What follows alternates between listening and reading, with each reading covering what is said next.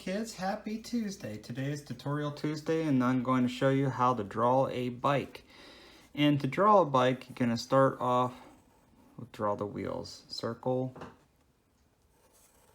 circle, and then in between those two circles, let's put a triangle.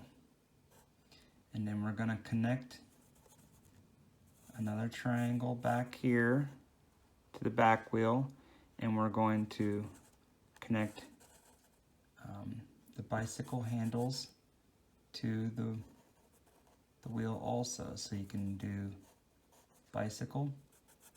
And then here is its seat, and down here draw another little circle and put a stick and a stick for the pedals, stick for pedals, and then we can do a chain. And then you can go in and add some lines for the spokes.